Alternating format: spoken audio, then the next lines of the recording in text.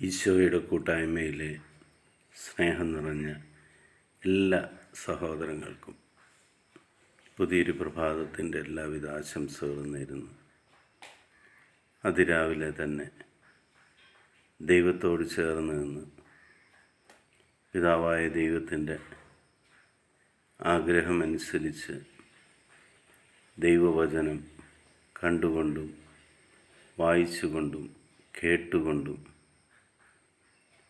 പുതിയൊരു ദിവസം തുടങ്ങുവാൻ സർവശക്തനായ ദൈവം നമുക്ക് അവസരം തന്നതിന് ദൈവത്തിന് നന്ദി പറയാം. ഇന്ന് നമ്മൾ ശ്രവിക്കുന്നത് തിരുവചന ഭാഗം മത്തായിയുടെ സുവിശേഷം 12-ാം അധ്യായം 50-ാം തിരുവചനം. സ്വർഗസ്ഥനായ എൻ്റെ പിതാവിൻ്റെ ഇഷ്ടം നിറവേറ്റുന്നവനാരോ അവനാണ് എൻ്റെ സഹോദരനും സഹോദരിയും അമ്മയും.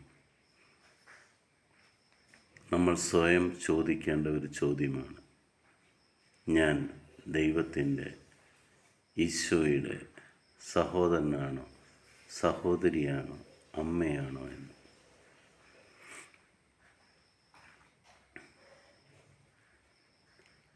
അങ്ങനെ ആകണമെങ്കിൽ സ്വർഗീയ പിതാവിൻ്റെ ഇഷ്ടം എന്താണെന്ന് നമ്മൾ ആദ്യം മനസ്സിലാക്കുക.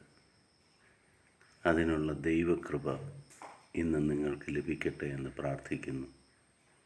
പിതാവായ ദൈവത്തിൻ്റെയും പുത്രനായ യേശു ക്രിസ്തുവിൻ്റെയും പരിശുദ്ധാത്മാവിൻ്റെയും കൃപയും അനുഗ്രഹവും സമാധാനവും എപ്പോഴും നിങ്ങളുടെ കൂടെ ഉണ്ടായിരിക്കട്ടെ. ഈശോ മിശിഹായ്ക്ക് സ്തുതിയായിരിക്കട്ടെ.